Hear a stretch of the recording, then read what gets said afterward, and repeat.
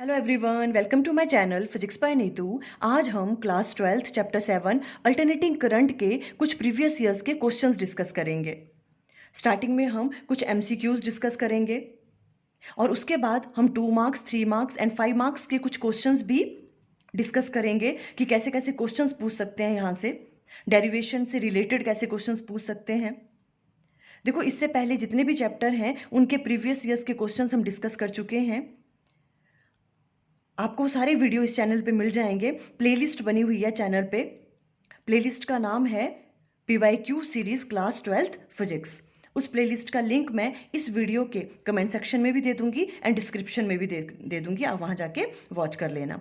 देखो, आज हम स्टार्ट कर रहे हैं चैप्टर 7 अल्टरनेटिंग करंट। पहले हम कुछ MCQs डिस्कस करते हैं। देखो, ये वाला क्वेश्चन 2024 में आ चुका है। CBSE में क्वेश्चन है, figure shows the variation of inductive reactance XL of two idle inductors of inductance L1 and L2 with angular frequency omega. The value of L1 and L1 divided by L2 is 4 option आपको given है। देखो, question में क्या कह रहे हैं, हमें दो आइडल इंडक्टर हैं जिनकी इंडक्टेंस की वैल्यू क्या है, L1 एंड L2। और इस तरह से आपको ग्राफ गिवन है, किस किस के बीच में, इंडक्टिव रिएक्टेंस XL के बीच में एंड एंगुलर फ्रीक्वेंसी, इन दोनों के बीच में ग्राफ आपको गिवन है। अब आपको फाइंड आउट क्या करना है, L1 डिवाइडेड बाय L2 की वैल्यू आपको फाइंड आउट करनी है। अब देखो, अगर इस ग्राफ से आपको L1 एंड L2 की वैल्यू फाइंड आउट करनी है तो कैसे करेंगे। देखो, फॉर एग्जांपल L1 की वैल्यू आपको फाइंड आउट करनी है ना। तो L1 कौन सी वैल्यू हुई, इस वाले ग्राफ की स्लोप है ना, वो L1 के बराबर आ जाएगा। बस सिंपल, हमें क्या करना है, देखो L1 इक्वल टू किसके बराबर होगा, slope of this graph. Slope क्या होता है, tan ऑफ थीटा, है ना। और देखो, L1 के लिए आपको थीटा की वैल्यू भी गिवन है 30, तो tan 30 क्या हो गया, L1 के बराबर आ जाएगा, है ना। इस ग्राफ की जो स्लोप होगी उसकी वैल्यू ही तो L1 होगी। और इसके लिए क्या होगी, अगर हम 60 डिग्री का एंगल लेते हैं tan 60, तो वो क्या होगी, इसके लिए वो स्लोप किसके बराबर निकलेगी, L2 के बराबर, tan 60, है ना। तो L1 किसके बराबर आ गया, tan 30 के बराबर। और tan 30 की वैल्यू क्या होती है, 1 डिवाइडेड बाय √3। और वैसे ही L2 अगर आपको फाइंड आउट करना है तो L2 क्या होगा, tan 60, बिकॉज इसके लिए एंगल कौन सा गिवन है आपको, देखो 60 डिग्री, है ना। तो LT इक्वल टू क्या आ गया, tan 60 डिग्री। और इसको सॉल्व करके आ जाएगा, ये क्या आता है, √3। अब हमें फाइंड आउट क्या करना है, L1 डिवाइडेड बाय L2, तो दोनों को डिवाइड कर दो, 1/√3 डिवाइडेड बाय √3। तो यहाँ से सॉल्व करके L1 डिवाइडेड बाय L2 क्या आ जाएगा, 1/3। It means option D is correct. Clear, simple question था। हमें L1 और L2 की वैल्यू फाइंड आउट करनी थी और हमें पता है उसकी वैल्यू क्या होगी, slope of this graph means tan theta equal to आ जाएगा L1 और जो भी थीटा की वैल्यू है, जैसे tan 30 हो गया L1 और tan 60 हो जाएगा L2। वहां से वैल्यू फाइंड आउट करी और उनका रेशियो हमने फाइंड आउट कर लिया। अब देखो, नेक्स्ट क्वेश्चन लेते हैं। ये भी CBSE में 2024 में आ चुका है। क्वेश्चन है, an AC source V equal to 282 sin 100t volt is connected across a 1 microfarad capacitor. The root mean square value of current in the circuit will be. आपको रूट मीन स्क्वायर वैल्यू की value find out करनी है और इन्होंने कहा है √2 की value आप ले सकते हो 1.41। मीन्स आपको IRMS निकालना है इसमें, root mean square value of current. ठीक है, देखो 4 ऑप्शन आपको गिवन है। सबसे पहले आप ऐसे क्वेश्चंस में सिंपल आप देखोगे, बहुत इजी क्वेश्चन आते हैं। देखो, अल्टरनेटिंग करंट के सिंपल आपको क्या करना है, सिंपल देखो V की वैल्यू आपको गिवन है, पहले गिवन क्या है वो राइट डाउन कर लो। V इक्वल टू क्या है, 282 sin 100t। ठीक है, अब हमें पता है हम कैसे राइट डाउन करते हैं, V equal to V0 sin omega t, है ना। तो कंपेयर कर लो इसको उसके साथ, V0 होता है साइन ओमेगा टी, V0 की जगह क्या दे रखा है आपको, 282। इट मीन्स V0 की वैल्यू आपको गिवन है 282। ठीक है, V0 फिर क्या था साइन ओमेगा टी, और ओमेगा की जगह क्या राइट डाउन किया यहाँ पे 100। इट मीन्स ओमेगा की वैल्यू क्या है, इस केस में 100 है ना। ये वाली चीज़ भी आपको गिवन है और ये तो आपको गिवन ही है। देखो, जो आपके पास कैपेसिटेंस की वैल्यू है 1 माइक्रोफैरेड, 1 माइक्रोफैरेड का मतलब क्या है, 10⁻⁻6 फैरेड। इस तरह से राइट डाउन कर, ये चीज़ें आपको गिवन है। सबसे पहले आप ये चीज़ राइट डाउन करोगे। ठीक है, अब हमें पता है हमें IRMS निकालना है। ठीक है, तो उसका पहले फॉर्मूला पता होना चाहिए हमें। फिर हम देखेंगे कि हमें उसे फाइंड आउट करने के लिए कौन सी चीज़ हमारे पास नहीं है जो हमें निकालनी है। IRMS किसके बराबर होता है, I0 divided by √2। It means हमें I0 की value, peak value of current find out करनी है, I0 की वैल्यू। ठीक है, फिर हम इस वाले में पुट करेंगे और IRMS निकल जाएगा। देखो, अब I0 कैसे निकलेगा, पीक वैल्यू ऑफ जो आपकी वोल्टेज है वो हो गया वी नॉट डिवाइडेड बाय, देखो कैपेसिटर लगा हुआ है वहां पे, कनेक्ट किया हुआ है एसी सोर्स के साथ, है ना, तो I equal to V upon R होता है ना। और कैपेसिटर के लिए रेजिस्टेंस का काम कौन करता है, उसको हम क्या बोलते हैं, उस वाली क्वांटिटी को कैपेसिटिव रिएक्टेंस, है ना, एक्सी से डिनोट करते हैं उसे हम, जो रेजिस्टेंस ऑफर करता है कैपेसिटर, है ना, उसको एक्सी से डिनोट करते हैं। तो यहाँ पे आना था रेजिस्टेंस वाला, है ना, तो यहाँ पे आ गया XC, I naught equal to क्या हो गया, V naught divided by XC, because capacitor connected है।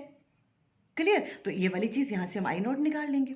अब हमें पता है, देखो वी नॉट की वैल्यू तो हमें पता है, ये वाली चीज, है ना, अब एक्स सी की वैल्यू हमें फाइंड आउट करनी पड़ेगी। ये फॉर्मूले तो आपको अच्छे से लर्न होने चाहिए, ठीक है, मैं फॉर्मूला शीट का भी एक वीडियो बना दूंगी, ठीक है, और शॉर्ट वीडियो भी अपलोड कर लूंगी, आप वो देख लेना। देखो एक्स सी की वैल्यू क्या होती है, 1 डिवाइडेड बाय ओमेगा सी, है ना, ये वाली चीज, तो 1 अपॉन ओमेगा सी, ओमेगा की वैल्यू आपको गिवन है, 1 अपॉन ओमेगा की वैल्यू पुट की, सी की वैल्यू भी हमें पता है 10⁻⁻⁶, तो ये आगे सॉल्व करके 10⁻⁴ ओम्स, एक्सी की वैल्यू आ गई, और वी नॉट की वैल्यू तो आपको गिवन थी, डाल दो इसमें, आई नॉट की वैल्यू आ गई, ये पीक वैल्यू ऑफ करंट आ गई।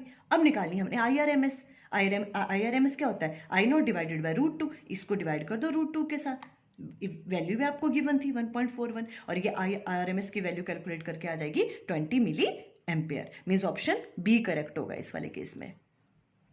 क्लियर, अब देखो नेक्स्ट क्वेश्चन लेते हैं, ये भी प्रीवियस ईयर्स में 2023 में आ चुका है, देखो सीबीएसई में क्वेश्चन है, an AC voltage V equal to V naught sine omega t is applied to a series combination of a resistor R and element X। AC voltage है, उसकी वैल्यू आपको गिवन है V naught sine omega t, ठीक है, और series combination में है रजिस्टर R, जिसकी रेजिस्टेंस R है, एंड एलिमेंट X, रेजिस्टेंस के साथ कोई चीज उन्होंने कनेक्ट की हुई है सीरीज में X, इस तरह से। The instantaneous current in the circuit is, current की वैल्यू भी आपको गिवन है, ये इंस्टेंटेनियस करंट ही होता है, ये वाला आई जो होता है ना, I naught sine omega t plus π/4, then which of the following is correct, आपको 4 ऑप्शन गिवन है, बताना है कि कौन सी चीज ऑप्शन करेक्ट है। अब ये कह रहे हैं जो एक्स है, ये आपको ये बताना है ये कैपेसिटर है या ये इंडक्टर है। देखो x is a capacitor, inductor, आपको बताना है, सबसे पहला तो आपको ये चीज फाइंड आउट करनी है। तो देखो ऐसे क्वेश्चंस मैं एक करवा देती हूँ, इस तरह के आप और क्वेश्चंस भी ट्राई कर सकते हो फिर, है ना, अगर आपको ये समझ आ गया आप और क्वेश्चन भी सॉल्व कर सकते हो। देखो रेजिस्टेंस आपको गिवन है, आपको इसकी वैल्यू फाइंड आउट करनी है कि ये है क्या, इंडक्टर लगा हुआ है यहाँ के पे कि कैपेसिटर लगा हुआ है। तो देखो आपको सिंपल एक चीज याद रखनी है, आपने करंट की वैल्यू देखनी है पहले। देखो करंट क्या है, I naught sine omega t plus π/4, यहाँ से क्या पता चल रहा है कि करंट क्या कर रहा है, वोल्टेज से लीड कर रहा है। देखो यहाँ ओमेगा टी है, ये ओमेगा टी प्लस फाई है समथिंग, है ना, जो भी यहाँ पे है ना, तो इट मीन्स जो करंट है वो क्या कर रहा है, लीड कर रहा है। तो आपको पता है कि करंट किस वाले में लीड करता है, कैपेसिटर के केस में लीड करता है, और इंडक्टर के केस में क्या करता है, करंट लैग करता है। बस ये चीज याद रखनी है, कैपेसिटर के केस में करंट लीड करता है, इंडक्टर में लैग करता है, कैपेसिटर में लीड करता है करंट। तो यहाँ लीड कर रहा है करंट बाय द एंगल π/4, तो मतलब इंडक्टर तो है ही नहीं, कैपेसिटर होगा ये, ठीक है, तो ये 2 ऑप्शन तो वैसे ही इनकरेक्ट हो गई। इट मीन्स क्या है, कैपेसिटर कनेक्ट है यहाँ पे, आपने एक आंसर तो दे दिया कि यहाँ पर क्या है, कैपेसिटर है, बिकॉज करंट क्या कर रहा है, यहाँ पे लीड कर रहा है, और हमें पता है कैपेसिटर में ही करंट लीड करता है ना। फिर जो उनका ओवरऑल, जब उसको रेजिस्टेंस के साथ हम सीरीज में कंबाइन करते हैं ना, तो जो उसका ओवरऑल भी आता है ना, जो वोल्टेज आती है वी नॉट की वैल्यू, है ना, वो भी क्या करती है, करंट से लैग ही करती है, करंट उसमें भी लीड करता है ना। तो हमने इतना तो देख लिया कि ये कैपेसिटर होगा ये, ठीक है, तो ए वाली चीज तो हमें क्लियर होगी कि ऑप्शन ए या डी में से कोई एक ऑप्शन होने वाली है। अब आगे क्या पूछ रहे हैं, एक्स इज ए कैपेसिटर और उसकी एक्स सी निकालनी है आपको, कैपेसिटिव रिएक्टेंस की वैल्यू, वो √2r है या r आएगी, ठीक है। अब इट मीन्स हमें एक्स सी की वैल्यू कैलकुलेट करनी है इस केस में, ठीक है। अब इस केस में देखो ये वाला, इस जब भी हमने किया था RC circuit and RL circuit, है ना, ये फॉर्मूले आपको याद होने चाहिए। हमने वहां पे किया था tan phi equal to XC divided by R होता है। देखो ये वाली चीज जब हमने ये किया था एसी सर्किट, जिसमें कैपेसिटर एंड जो रेजिस्टर है वो किस में है, देखो सीरीज कॉम्बिनेशन में होते थे इस तरह से, है ना। तो फिर हमने ये वाली भी ड्रॉ की थी, देखो इस तरह से, है ना। तो यहाँ पे देखो जो भी आपके पास, देखो करंट लीड कर रहा है वोल्टेज से by the angle π/2, current lead करता है इसमें, ठीक है। फिर इन दोनों का रिजल्टेंट आ रहा था ये वाला वी नॉट, तो वी नॉट से भी करंट क्या करता है, लीड करता है by the angle phi, phi से लीड करता है, क्लियर? तो देखो फिर हम इसको यहाँ पे ऐसे भी राइट डाउन कर सकते थे, इम्पीडेंस ट्रायंगल बोलते थे इसको, है ना? तो इसमें क्या होता था, देखो इस तरफ को हम क्या ले रहे थे, देखो रेजिस्टर, इसकी रेजिस्टेंस आर होती थी, और ये क्या आपका कैपेसिटर है, कैपेसिटर की रेजिस्टेंस क्या होती है, कैपेसिटिव इंडक्टेंस एक्सी, वो इधर को ले रहे थे, और इन दोनों का जो रिजल्टेंट होता था उसे हम इम्पीडेंस कहते थे, जेड से डिनोट करते थे उसको, ये यहाँ पे होगा, है ना? फिर यहाँ पे हमने कहा था कि हमने ये वाला एंगल देखो फाई होगा, है ना? जो आपके पास जो रिजल्टेंट आपके पास वोल्टेज है वो क्या करती है, करंट से क्या करती है, लैग करती है, या तो आप कह सकते हो करंट लीड कर रहा है ना, बाय द एंगल फाई, ये वाला करंट लीड कर रहा है, देखो यहाँ पे इससे, ठीक है? ये इस तरफ को यहाँ पे करंट भी होता था, ठीक है? तो अब देखो फिर हमने यहाँ से कहा था tan फाई की वैल्यू क्या आती है, देखो ये वाली जो ट्रायंगल है यही मैंने यहाँ ड्रॉ की है, ठीक है? tan फाई की वैल्यू क्या होती थी, यहाँ से इसको हम ज्वाइन कर लें ऐसे, फाई की वैल्यू आपको यहाँ पे गिवन है π/4, तो ये π/4 आ गई। यहाँ से tan फाई की वैल्यू किसके बराबर होती है, देखो क्या होता है, tan परपेंडिकुलर, इसके सामने वाला ये परपेंडिकुलर, ये वाली वैल्यू ये किसके बराबर है, एक्सी के बराबर, XC divided by hypo perpendicular upon base, base क्या आपके पास ये वाली चीज आर है, इसकी वैल्यू, है ना? तो XC divided by R tan phi के बराबर आ जाएगा। तो यहाँ से आप निकाल दो, tan फाई आपको वैल्यू गिवन है फाई की, तो tan π/4 आ जाएगा equal to XC divided by R. आपको एक्सी की वैल्यू फाइंड आउट करनी थी, तो XC equal to tan π/4 multiply by R कर देंगे। tan π/4 की वैल्यू क्या होती है 1, है ना? तो यहाँ पे आ गया r मल्टीप्लाई बाय 1, और वैल्यू आ गई r, मीन्स एक्सी की वैल्यू किसके बराबर है, r के बराबर है ना? ये तो देखो एमसीक्यूज में पूछा है, यही क्वेश्चन वो 2 मार्क्स में भी पूछ सकते हैं, 3 मार्क्स में भी पूछ सकते हैं। आपको एक 3 पार्ट्स के क्वेश्चंस देके उसमें एक पार्ट ऐसे पूछ सकते हैं, आपको आरसी सर्किट गिवन है और उसकी आपको एक्सी की वैल्यू निकालनी है, तो सिंपल आपने ये देखना है, फाई की वैल्यू आपको गिवन होगी, tan फाई क्या होता है, एक्सी डिवाइडेड बाय आर, ये वाली चीज आपको याद रखनी है, ठीक है? और बस फाई की वैल्यू पुट करी और वहां से हमने एक्सी की वैल्यू निकाल दी, कितनी आ गई, आर आ गई, it means option D is correct. इस तरह से करोगे ऐसे क्वेश्चंस, क्लियर? अब देखो नेक्स्ट क्वेश्चन लेते हैं, ये वाला क्वेश्चन देखो, सैम्पल क्वेश्चन पेपर था ये 22 का क्वेश्चन है, a sinusoidal voltage of peak value 283 volt and frequency 50 hertz is applied to a series LCR circuit in which R equal to 3 ohms, L equal to 25.48 millihertz and C की value आपको given है 796 microfarad, then the power dissipated at the resonant condition will be. 4 option आपको given है। देखो कोई भी question हो, सबसे पहले आपको देखना है आपको गिवन क्या क्या है, ठीक है? देखो गिवन क्या क्या है, यहाँ पे पीक वैल्यू गिवन है आपको वोल्टेज की, मीन्स वी नॉट की वैल्यू आपको गिवन है ना? जब क्वेश्चन में ही गिवन है फिर तो सोचने की जरूरत ही नहीं है ना? पीक वैल्यू गिवन है, इट मीन्स वी नॉट की वैल्यू गिवन है 283 वोल्ट। फ्रिक्वेंसी की वैल्यू गिवन है 50 हर्ट्ज, मीन्स एफ की वैल्यू आपको 50 हर्ट्ज, म्यू से भी डिनोट करते हैं, ठीक है? मैंने एफ से किया हुआ है, म्यू से भी कर सकते हैं, एफ इक्वल टू 50 हर्ट्ज आपको गिवन है। सीरीज LCR सर्किट की बात कर रहे हैं ये, ठीक है? तो आपको किस किस की वैल्यू, रेजिस्टेंस की वैल्यू भी गिवन है, इंडक्टेंस की भी, कैपेसिटेंस की वैल्यू भी आपको गिवन है, हमने राइट डाउन कर ली। ओके, अब ये पूछ क्या रहे हैं, देखो सीरीज LCR सर्किट है, ठीक है? जैसे सीरीज LCR सर्किट की बात आती है तो आपको उससे रिलेटेड सारी चीज़ें याद आ जानी चाहिए, ठीक है? अब ये पूछ रहे हैं पावर डिसिपेटेड, आपको पावर की वैल्यू निकालनी है, ठीक है? पावर डिसिपेटेड की, बट एट रेजोनेंस कंडीशन पे आपको पहले पावर का फॉर्मूला राइट डाउन करना है। एवरेज पावर क्या होता है, एवरेज पावर निकालने का फॉर्मूला देखो, P इक्वल टू VRMS का square divided by R cos of phi, ये वाली चीज़ होती है। देखो ये वाला जो डेरिवेशन है ये भी बहुत इंपॉर्टेंट है, आपने कर लेनी है ये वाली, ठीक है? हमने करवाई हुई है ये average power in an AC circuit, ठीक है? 5 मार्क्स का क्वेश्चन आ सकता है यहाँ से, average power in an AC circuit. इतना सब कुछ राइट डाउन करने की ज़रूरत नहीं है, ठीक है? आप देखो मेरा वीडियो वॉच कर लेना, वो वाला आपको बहुत अच्छे से समझ आ जाएगा। हमने इस तरह से निकाला था, यहाँ पे देखो, यहाँ से है मेन कैलकुलेशन शुरू, यहाँ पे ये वाली, ठीक है? ये सिर्फ नोट डाउन करने के लिए था। हमने यहाँ से एवरेज पावर की वैल्यू निकाली थी, देखो इस तरह से, ये वाली चीज़ ये आई थी आपके पास पी एवरेज की वैल्यू। पी एवरेज क्या होता था, ERMS IRMS cos फाई, ये वाला फॉर्मूला पहले हमें याद होना चाहिए, है ना? तो यहाँ पे देखो जो हमने फॉर्मूला लिखा हुआ है, हमने क्या किया, देखो जो आई की जगह हम क्या लिख सकते हैं, I equal to V equal to क्या होता है, IR के बराबर, है ना? तो यहाँ से अगर हमने आई लिखना है तो आई कैसे लिखेंगे, V अपॉन R, है ना? तो ERMS अपॉन R आ जाएगा, है ना? तो ERMS और ERMS क्या हो जाएगा, ERMS का square divided by R cos phi, ऐसे भी लिख सकते हैं ना इसको, वही चीज़ लिखी है हमने, देखो यहाँ पे, VRMS का square divided by R cos phi। समझे आप बात, है ना। आई को हमने V की फॉर्म में राइट डाउन कर सकते हैं, यहाँ भी आप V लिख सकते हो, ठीक है। तो यहाँ आ जाएगा VRMS divided by capital R, और वो उससे मल्टीप्लाई होगा तो क्या आ जाएगा, VRMS का square divided by R cos phi। ये आ गई एवरेज पावर की बात। क्लियर आपको, है ना। यही फॉर्मूला हम यूज़ करने वाले हैं यहाँ पे। अब देखो ये तो है जनरल केस के लिए, ठीक है। अब ये किसके लिए पूछ रहे हैं हमें कि पावर डिसिपेटेड आपको किसके लिए निकालनी है, रेजोनेंट कंडीशन के लिए। देखो रेजोनेंस कंडीशन क्या होती थी एलसीआर सर्किट में, जैसे रेजोनेंस कंडीशन की बात आती है आपको बस एक बात याद रखनी है, उस केस में एक्सएल एक्ससी के बराबर होता था, है ना, और जो भी फाई की वैल्यू होती थी वो जीरो होती है, ठीक है। रेजोनेंस कंडीशन के लिए अगर फाई की वैल्यू जीरो होती है तो यहाँ फाई की वैल्यू जीरो पुट कर दो सिंपली।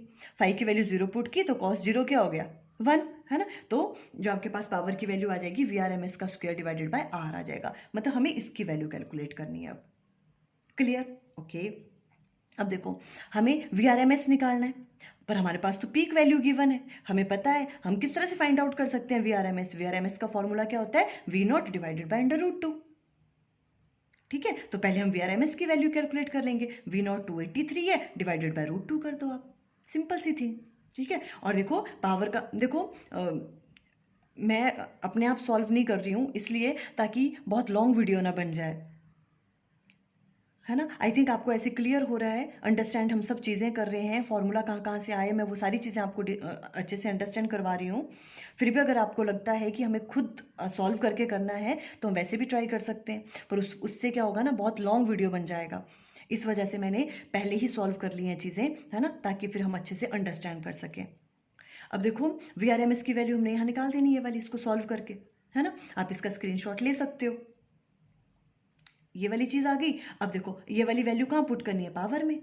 VRMS हमने निकाल दिया डिवाइडेड बाय R, R की वैल्यू आपको गिवन थी, देखो इन सब बाकी चीज़ों की तो हमें ज़रूरत ही नहीं पड़ी, है ना। तो देखो यहाँ पे ये वाली चीज़ और यहाँ पे हमने इसको कर दिया पावर वाले फॉर्मूले में डाला, मल्टीप्लाई बाय यहाँ कर दिया 3 के साथ, ठीक है। VRMS का स्क्वायर था, ये VRMS की वैल्यू थी, इसका स्क्वायर कर दिया 283 मल्टीप्लाई बाय 283 डिवाइडेड बाय √2, और √2 मल्टीप्लाई कर दिया, और यहाँ पे आ गया R की वैल्यू। सॉल्व करके ये वाली चीज़ आ रही थी, इसको हमने इसकी फॉर्म में राइट डाउन करना था किलोवाट में, तो हमने इसको राइट डाउन कर लिया 13.34 kilowatt. Means option C is correct. कौन सी ऑप्शन करेक्ट है, सी करेक्ट है। देखो ये इसके नियर बाय है ना, ये वाली ऑप्शन करेक्ट है। ऐसे आप कर सकते हो, बस आपको फॉर्मूले पता होना चाहिए, है ना।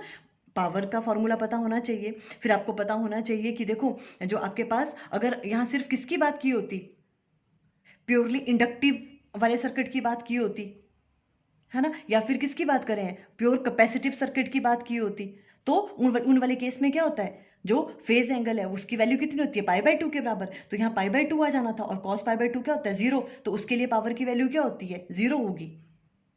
कभी ऐसे भी पूछ सकते हैं, है ना, प्योरली इंडक्टिव के केस में बताओ पावर की वैल्यू, तो आपने राइट डाउन कर लेना है, बिकॉज फाइव की वैल्यू क्या होती है उसमें π/2, इंडक्टिव एंड कैपेसिटिव दोनों सर्किट्स के लिए, तो वहां पे पावर की वैल्यू क्या आ जाएगी, 0। क्लियर है। अब देखो नेक्स्ट क्वेश्चन लेते हैं। N alternating voltage source of variable angular frequency omega and fixed amplitude V is connected in series with a capacitance C and electric bulb of resistance R. Inductance 0 है उसकी, when omega is increased. देखो ये क्या कह रहे हैं कि एक अल्टरनेटिव वोल्टेज सोर्स है जिसकी एंगुलर फ्रीक्वेंसी को हम चेंज कर रहे हैं, ठीक है, और इन्होंने कहा है ओमेगा की वैल्यू को हम इंक्रीज करते हैं। देखो क्या होगा, ठीक है, इसकी वैल्यू को हम एंगुलर फ्रीक्वेंसी की वैल्यू को हम चेंज कर सकते हैं। इसको कनेक्ट किया हुआ है सीरीज में, एक कैपेसिटर है और यहाँ पे एक बल्ब है। Clear, okay. अब ये कह रहे हैं कि अगर हम इसकी एंगुलर फ्रीक्वेंसी को इंक्रीज कर दें, एंगुलर फ्रीक्वेंसी को अगर इंक्रीज कर दें तो जो ये बल्ब है ये ज़्यादा ग्लो करेगा, या जो भी इसका ग्लो है वो क्या हो जाएगा, डिम हो जाएगा, मीन्स ये ज़्यादा ग्लो नहीं करेगा। अगर इसकी फ्रीक्वेंसी को हम क्या करें, इंक्रीज करें, तो क्या फ़र्क पड़ने वाला है, ठीक है। देखो ऐसे वाले क्वेश्चंस में किस तरह से, देखो ये वाला क्वेश्चन भी इंटरेस्टिंग है, ऐसे क्वेश्चंस भी आ सकते हैं एग्जाम में। क्या कहा, देखो इन्होंने एंगुलर फ्रीक्वेंसी की वैल्यू को इंक्रीज कर रहे हैं ये, ठीक है, ओके। तो हमने देखना है कि बल्ब ज़्यादा ग्लो करेगा या कम ग्लो करेगा, ये डिम हो जाएगा पहले से।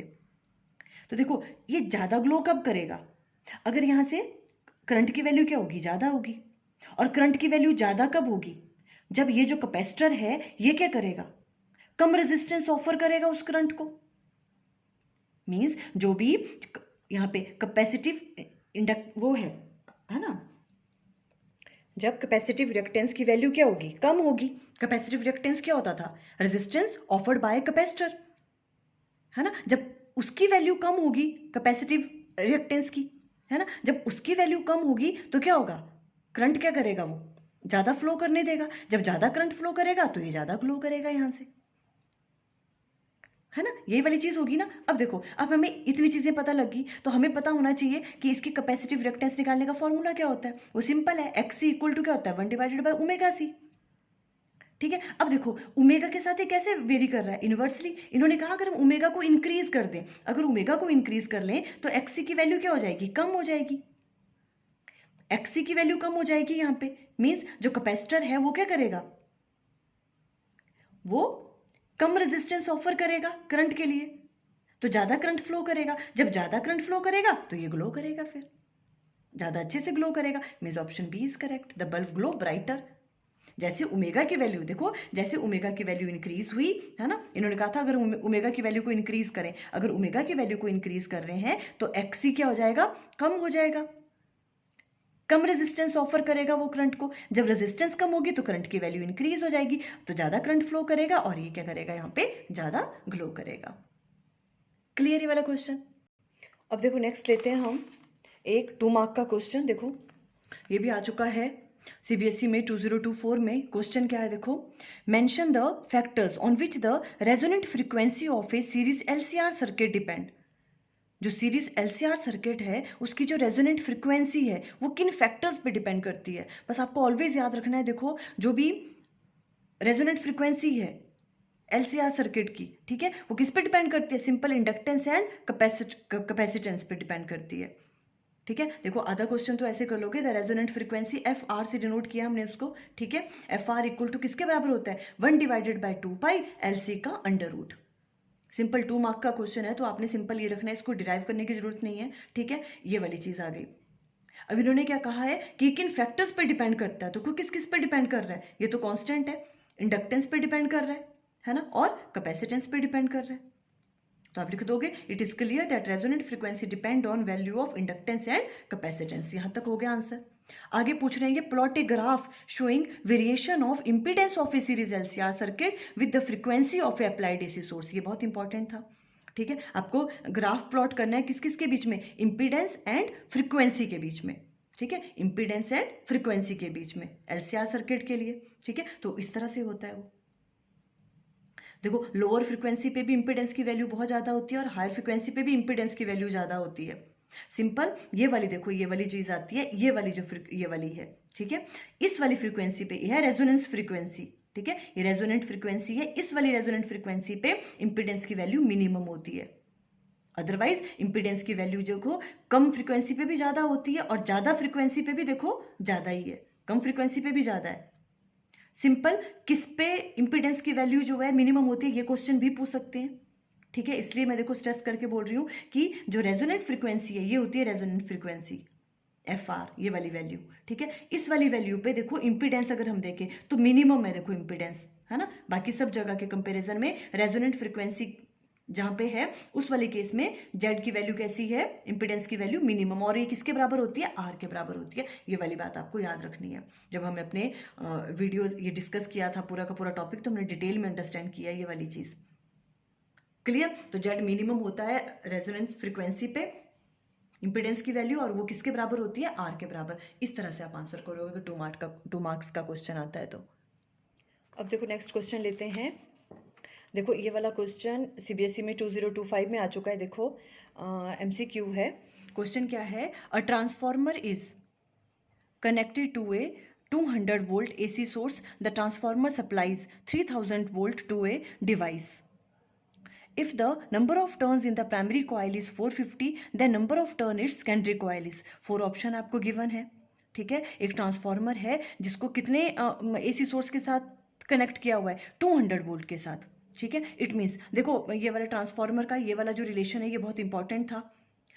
नंबर ऑफ टर्न्स के साथ जो है, जो आपके पास इनपुट वोल्टेज है एंड आउटपुट वोल्टेज है, वो किस तरह से रिलेट करती है, उनके बीच में रिलेशन क्या है। देखो आपने अच्छे से देख लेना है ये वाली चीज़। ठीक है, देखो जो आपके पास ये वाला रिलेशन है, ये क्या होता था ES क्या होता है आपके पास, जो जो आपके पास आउटपुट वोल्टेज है, जो आपको आउटपुट में मिल रही है ना, ये आउटपुट वोल्टेज होती है। और ईपी क्या है, जो प्राइमरी कॉइल के साथ होती है, मीन्स ये क्या है आपके पास इनपुट वोल्टेज होती है, ठीक है। ये इनपुट वोल्टेज है और ये आउटपुट वोल्टेज है जो सेकेंडरी कॉइल के साथ है ना। आउटपुट कहाँ मिलेगी हमें, सेकेंडरी, यहाँ पे प्राइमरी कॉइल्स होती थी, यहाँ पे सेकेंडरी कॉइल्स होती थी, सेकेंडरी कॉइल्स में ही तो हमें आउटपुट मिलती थी, है ना। तो ये हो गया आपके पास आउटपुट वोल्टेज और ये होगी इनपुट वोल्टेज। और ये किसके साथ कैसे रिलेट करती है, नंबर ऑफ टर्न्स के साथ, NS, number of turns in secondary coil divided by number of turns in primary coil, ठीक है। तो हम किस तरह से कह सकते हैं, देखो जो भी होती है वोल्टेज, जो आपके पास आउटपुट वोल्टेज है, voltage across secondary coil divided by voltage across primary coil, किसके बराबर होती है, number of turns in secondary coil divided by number of turns in primary coil, ठीक है। तो देखो बस ये वाला अगर आपको रिलेशन पता था तो आप इजीली निकाल सकते हो। आपके पास देखो क्या क्या चीज़ें गिवन है, ये वाली चीज़ आपको गिवन है, वीपी या ईपी, आप कुछ भी कह दो इनको, ठीक है। इसकी वैल्यू 200 वोल्ट है और वीएस जो आपको आउटपुट मिल रही है, आउटपुट कितनी मिल रही है, देखो आपको 3000 जो ट्रांसफॉर्मर दे रहा है, ठीक है, 3000 वोल्ट। और NP, number of turn in primary coil आपको गिवन है, सेकेंडरी कॉइल आपको निकालनी है एनएस की वैल्यू, ठीक है। तो यहाँ से ये वाला फॉर्मूला यूज़ करो, ठीक है, ये वाला। और यहाँ से एनएस की वैल्यू क्या आ जाएगी आपके पास, VS divided by VP multiply कर दो एनपी के साथ, ये सारी वैल्यूज आपको गिवन है। ये वो होगी 3000 डिवाइडेड बाय 200 मल्टीप्लाई बाय 450, तो कितना आ गया देखो 6750, means option D is correct. देखो ऑप्शन डी करेक्ट है, इसमें इस तरह से निकालनी थी आपको, है ना। ये रिलेशन बहुत इंपॉर्टेंट है, ये आपने अच्छे से कर लेना है।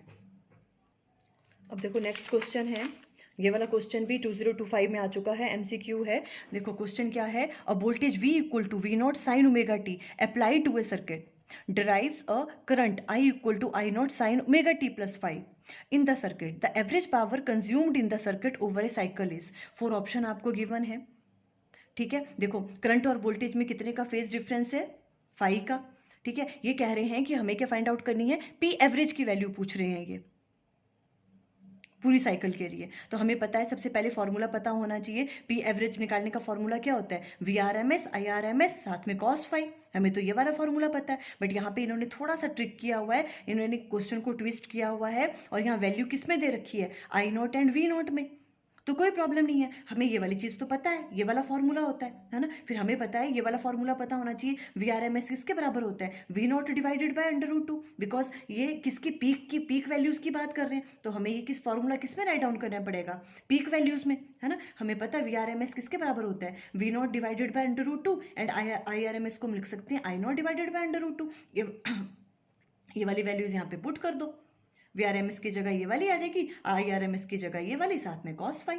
अब सिंपल हो गया, पी एवरेज की वैल्यू क्या आ गई, V नॉट I नॉट, और ये मल्टीप्लाई करके आ गया √2 क्या हो गया 2, साथ में cos फाई। तो देख लो कौन सी ऑप्शन करेक्ट लग रही है, देखो ऑप्शन डी इज करेक्ट, ये वाली ऑप्शन करेक्ट है। देखो बस इस तरह से किया था, IRMS और VRMS की वैल्यू नहीं दे रखी थी यहाँ पे, उसकी फॉर्म में नहीं दिया था, फॉर्मूला किसकी फॉर्म में दे रखा था, पीक वैल्यूज में, तो आपने उसको कन्वर्ट कर लिया, क्लियर।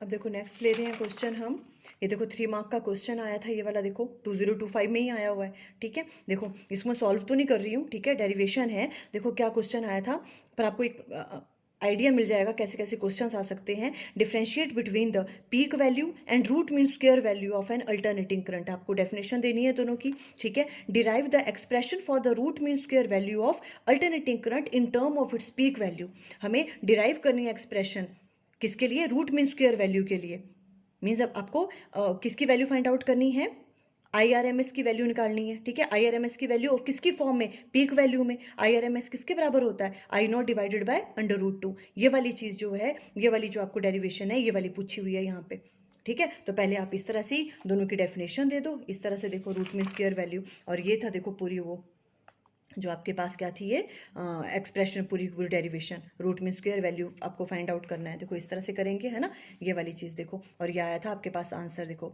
IRMS किसके बराबर, I नॉट डिवाइडेड बाय √2, ये चीज़ पूछी हुई है इन्होंने पूरा डिराइव करने को, ऐसा क्वेश्चन आ सकता है, ठीक है। नेक्स्ट देखो क्या क्वेश्चन है, explain with the help of diagram the working of step down transformer, express the turn ratio in term of A voltage. देखो ट्रांसफॉर्मर बहुत इंपॉर्टेंट है, ट्रांसफॉर्मर का आपको वर्किंग एंड प्रिंसिपल आना चाहिए, ठीक है। उसकी पिक्चर आप अच्छे से ड्रॉ कर लेना। यहाँ पे देखो स्टेप डाउन ट्रांसफॉर्मर का पूछा हुआ है, देखो हमने भी ये बहुत अच्छे से किया हुआ है।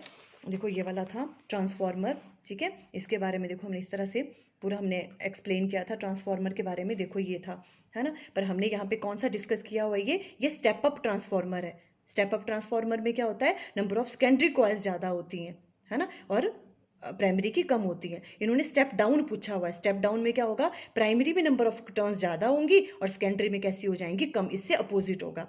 ठीक है, स्टेप डाउन ट्रांसफार्मर में क्या होगा, प्राइमरी में नंबर ऑफ टर्न्स ज़्यादा होंगी और सेकेंडरी में कम होंगी। ठीक है, आप उस हिसाब से उसकी वर्किंग और वो जो है एक्सप्लेन कर सकते हो। ठीक है, ये वाली चीज़ देखो हमने पूरी की पूरी हमने एक्सप्लेन की थी इसकी वर्किंग, है ना। देखो और इन्होंने आगे क्या पूछा हुआ, देखो कि जो टर्न रेशो है, मींस सेकेंडरी कॉइल में कितनी नंबर ऑफ टर्न्स हैं और प्राइमरी कॉइल्स में कितनी नंबर ऑफ टर्न्स हैं, इसका रेशो पूछा हुआ है इनके साथ, input voltage and output voltage के साथ। देखो, express the turn ratio in term of voltage, voltage की फॉर्म में जो है इनका रिलेशन फाइंड आउट करो, मीन्स ये वाला रिलेशन पूछ रहे हैं, ये वाला।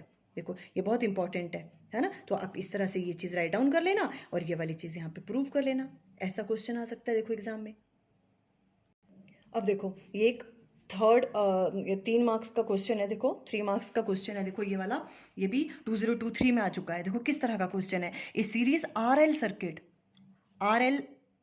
सर्किट गिवन है आपको, ठीक है, उसके साथ क्या लगाया हुआ आपने, अल्टरनेटिंग करंट, ठीक है, with R equal to R की वैल्यू गिवन है आपको और L की वैल्यू भी गिवन है आपको। ठीक है, R 10 ओम्स है और इंडक्टेंस की वैल्यू कितनी गिवन है, 100 divided by pi milli henry. ठीक है, milli means 10⁻³ is connected to an AC source के साथ आपको कनेक्ट किया हुआ है और उसकी वैल्यू आपको गिवन है V equal to 141 sine 100πt, where V is in volt and T in second, calculate.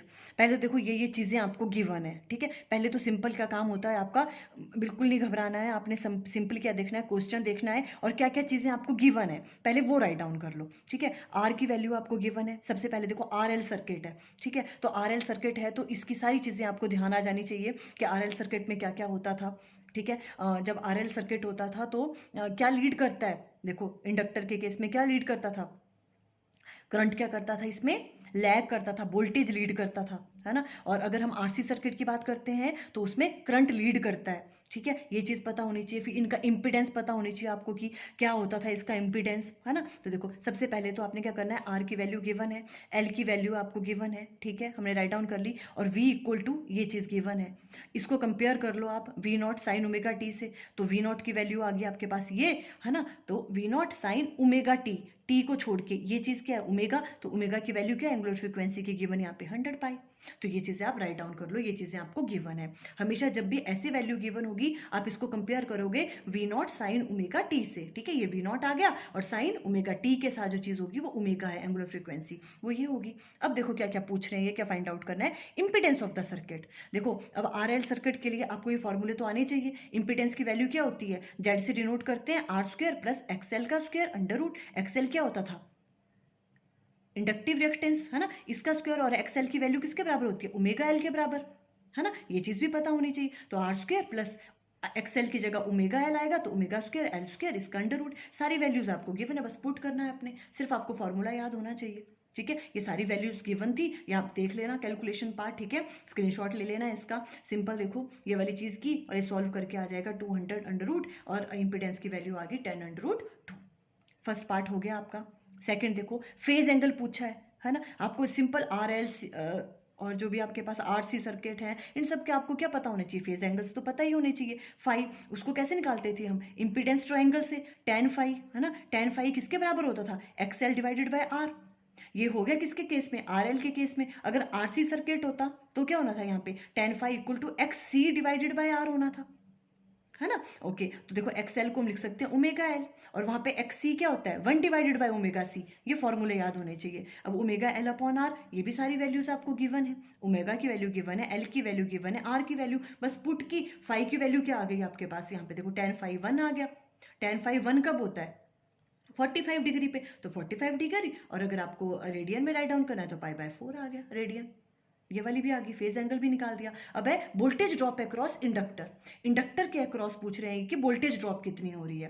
ठीक है, मीन्स देखो जब भी ऐसी बात आती है ना, वोल्टेज ड्रॉप अक्रॉस इंडक्टर, है ना, तो वो हमें क्या पूछ रहे हैं, VRMS की वैल्यू पूछ रहे हैं मतलब। ठीक है, तो पर पहले हम क्या निकाल देंगे, V0 की वैल्यू, बिकॉज हमारे पास क्या, हमारे पास किया क्या, V0 की वैल्यू नहीं, क्या निकालना है हमने, वोल्टेज ड्रॉप अक्रॉस इंडक्टर, है ना। तो V0 L की वैल्यू फाइंड आउट कर लेंगे, ठीक है। वोल्टेज ड्रॉप अक्रॉस इंडक्टर क्या होगी, वी नॉट एल, एल हमने राइट डाउन किया क्योंकि इंडक्टर के अक्रॉस निकाल रहे हैं वोल्टेज ड्रॉप, तो क्या होगी वो आई नॉट मल्टीप्लाई बाय जो भी उसकी रेजिस्टेंस होती है इंडक्टर के about, V equal to I R होता है ना, तो आई हो गया आई नॉट।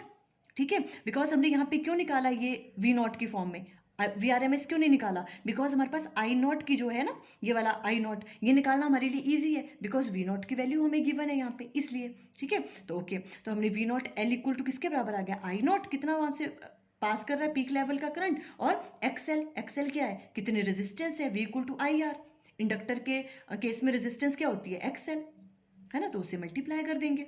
ओके, अब आई नॉट भी हमें गिवन नहीं है पर आई नॉट हमें निकालना इजी है, V naught divided by Z, Z क्या है, जो उसकी इंपिडेंस है, आरएल सर्किट की जो इंपिडेंस है ना, तो वही होगा ना I equal to V upon R, तो V upon R total impedance जो है उसकी, है ना, तो क्योंकि आई नॉट क्या निकल रहा है, टोटल पीक करंट, तो वी नॉट डिवाइडेड बाय हमने क्या कर दिया यहाँ पे जेड से क्या कर दिया उसको इंपिडेंस से डिवाइड कर लिया, और वी नॉट की वैल्यू आपको गिवन थी, देखो जो एसी सोर्स था है ना उसकी वैल्यू, तो ये डिवाइड इससे कर दिया, साथ में आ गया ओमेगा एल, एक्सएल की जगह आप ओमेगा एल राइट डाउन कर लो, ये सारी वैल्यूज आपको गिवन है, यहाँ से आप क्या निकाल लोगे, वोल्टेज ड्रॉप अक्रॉस, किसके अक्रॉस, इंडक्टर के अक्रॉस, है ना, पर ये पीक वैल्यू आई, पर हमें पीक वैल्यू तो नहीं चाहिए, हमें कैसी चाहिए, वी आर एम एस, तो पता है V R M S equal to क्या होता है, V naught divided by under root two, इसको डिवाइड कर दो अंडर रूट टू से, तो ये वाली वैल्यू आ जाएगी। ऐसे क्वेश्चंस आते हैं देखो 3 मार्क्स के, तो आप इस तरह से सॉल्व करोगे इनको। अब देखो नेक्स्ट, ये भी 3 मार्क्स के क्वेश्चन आए थे, देखो 2023 में आ चुके हैं इस चैप्टर से। क्वेश्चन क्या है, an AC source V equal to V M sine omega t is connected across an ideal capacitor, ideal capacitor की बात कर रहे हैं, ठीक है, एसी सोर्स लगा है एक कैपेसिटर के साथ, derive the expression for current flowing in the circuit, आपको रिएक्टेंस ऑफ द कैपेसिटर भी फाइंड आउट करनी है, plot a graph of current I versus omega t. देखो सिंपल, आपने पहले क्वेश्चन अच्छे से अंडरस्टैंड करना है, जो आपके पास एसी सोर्स है वो किसके साथ कनेक्टेड है, आइडल कैपेसिटर के साथ, कोई कॉम्बिनेशन नहीं है, सिंपल कैपेसिटर के साथ कनेक्ट किया हुआ है, उसमें आपको करंट की वैल्यू फाइंड आउट करनी है, मीन्स कौन सी वाली डेरिवेशन आनी है इसमें, ये वाली देखो, AC circuit containing only capacitor, जिसमें सिर्फ कैपेसिटर कनेक्ट था इसी सोर्स के साथ, हमने ऐसे किया था, देखो ये बहुत इजी है इसकी डेरिवेशन, ठीक है, ये वाली देखो, वैसे मैंने ये सारे वीडियो देखो बनाए हुए हैं, आप देख लेना, चैप्टर 7 अल्टरनेटिंग करंट की प्लेलिस्ट बनी हुई है, उसमें सारे वीडियो मिल जाएंगे आपको ये, ठीक है, ये वाली चीज़ पूछी है उन्होंने फर्स्ट वाले क्वेश्चन में, आई इक्वल टू आई नॉट, यहाँ तक आपने रीच करना है, ठीक है, उसके बाद इन्होंने किसकी वैल्यू पूछी हुई है, और देखो यहाँ पे derive the expression for reactance of the capacitor, जो ये वाली है ओमेगा सी की वैल्यू, सॉरी एक्स सी की वैल्यू पूछी हुई है इन्होंने ना, एक्स सी क्या होता था आपके पास, कैपेसिटिव रिएक्टेंस की वैल्यू, वो पूछी है, जब आप यहाँ रीच करोगे, ठीक है, तो इसको इस तरह से राइट डाउन कर सकते हैं यहाँ पे, है ना, I naught equal to this one, है ना, फिर ये देखो ये यहाँ पे आ गया था, फिर X C equal to 1 divided by omega C, ये वाली चीज़ आपने, ये वाली चीज़ सिंपल, ये वाली बस इसके लिए पूछा है इन्होंने कि रिएक्टेंस की वैल्यू क्या होती है, तो आप लिखोगे X equal to 1 divided by omega C, ज़्यादा कुछ करने की ज़रूरत नहीं है, ठीक है। ये सेकंड पार्ट में पूछा था, plot a graph of I and omega T के बीच में ग्राफ पूछा हुआ इसके केस में, अब ठीक है, प्योर कैपेसिटिव सर्किट के लिए देखो इस तरह से, ये आई और ओमेगा के बीच में देखो ये इस तरह से हमने ग्राफ बनाया था, ये आपको पूछा है, और देखो ये 3 मार्क्स के क्वेश्चन में है ये वाला, क्लियर, 3 पार्ट्स में इस तरह से करना था ये क्वेश्चन।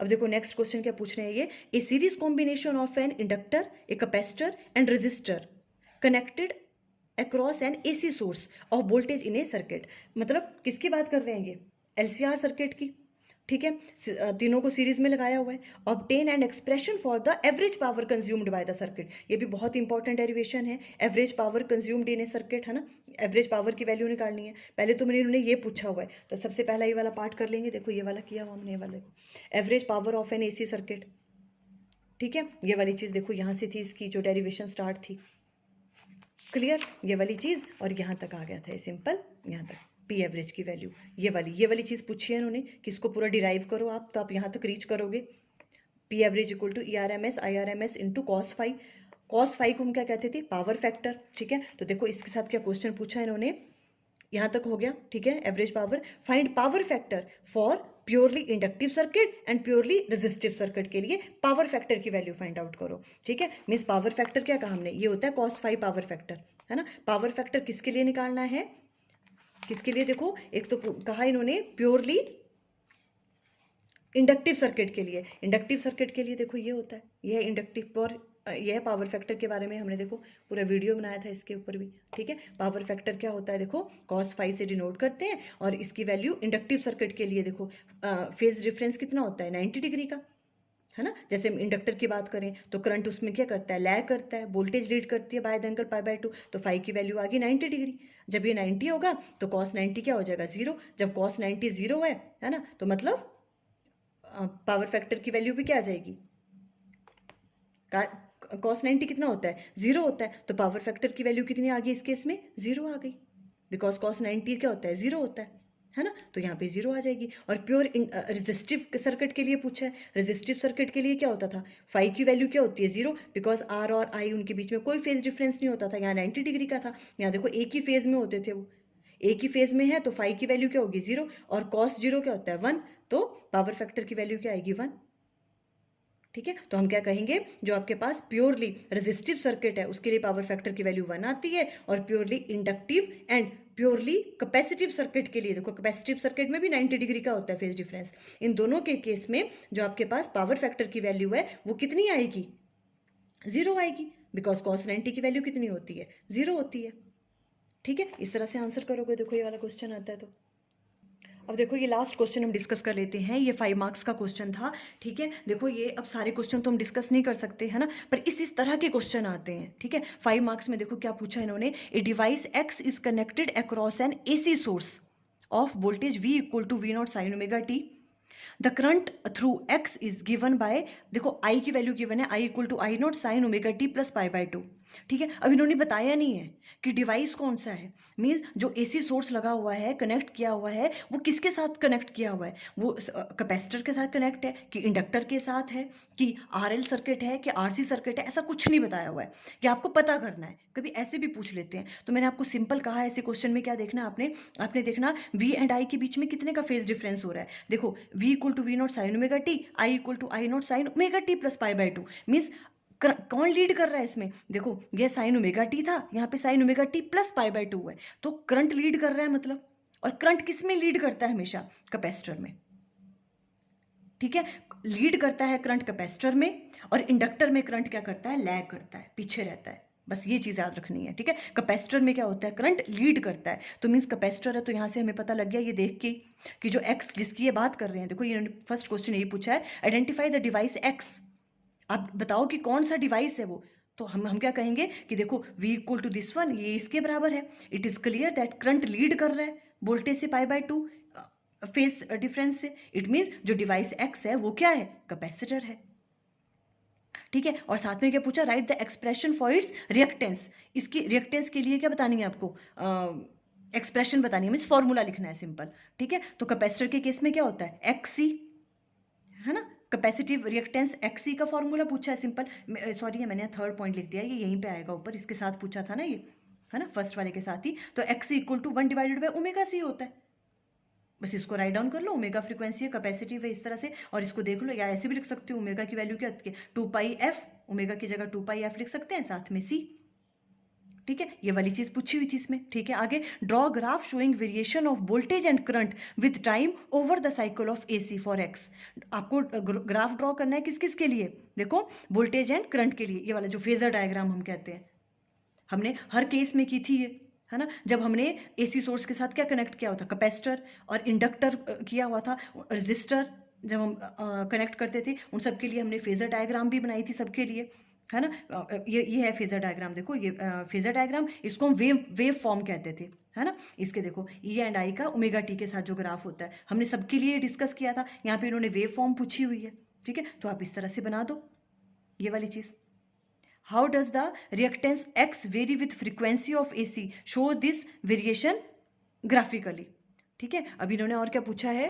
देखो रिएक्टेंस की वैल्यू तो इन्होंने यही पूछ ली थी, x equal to 1 upon omega C. अब ये क्या कह रहे हैं कि जो रिएक्टेंस है इसकी, मीन्स XC है डिवाइस की, वो फ्रीक्वेंसी के साथ कैसे वेरी करती है। तो आप लिख दो कि कैसे इन्वर्सली वेरी करती है। देखो फ्रीक्वेंसी के साथ कैसे कर रही है, वो इन्वर्सली वेरी कर रही है। 1/ओमेगा c, ओमेगा को हम राइट डाउन कर सकते हैं एंगुलर फ्रीक्वेंसी को 2πfc। तो f के साथ कैसे हो रही है, देखो यूनिवर्सली वेरी कर रही है। फिर इन्होंने कहा कि इसका ग्राफ भी बना दो, तो बना दो। यूनिवर्सली के लिए कैसे बनाते हैं, मीन्स क्या इसका मतलब क्या हुआ कि अगर f बढ़ रहा है तो xc की वैल्यू कम हो रही है, तो ऐसे होगा। देखो जैसे जैसे देखो f बढ़ रहा है, देखो यहाँ पे f बढ़ रहा है ना, तो xc की वैल्यू क्या हो रही है, कम हो रही है। देखो यहाँ कम थी तो यहाँ ज़्यादा थी xc की वैल्यू, जैसे f बढ़ रहा है वैसे वैसे xc की वैल्यू क्या हो रही है, कम हो रही है। तो इस तरह से ग्राफ प्लॉट कर दो। ड्रॉ द फेजर डायग्राम भी पूछ ली इन्होंने x की, कैपेसिटिव सर्किट के लिए फेजर डायग्राम हमने सबकी बनाई थी, ठीक है। तो आपने वो अच्छे से वीडियो देख लेने हैं। देखो फेजर डायग्राम आप ऐसे बना दोगे। फेजर डायग्राम में क्या बताते हैं कि कौन लीड कर रहा है और कौन लैग कर रहा है। आपको पता है करंट लीड करता है इसमें, है ना, तो करंट लीड कर रहा है। देखो अगर ये आपके पास वोल्टेज है ना, तो करंट कहाँ आएगा, यहाँ पे आएगा।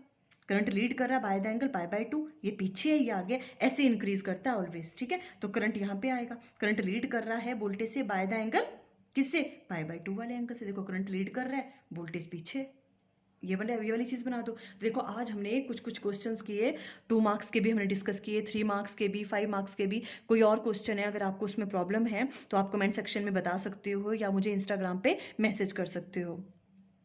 आई थिंक ये सभी क्वेश्चंस आपको क्लियर हो गए। Okay, thank you.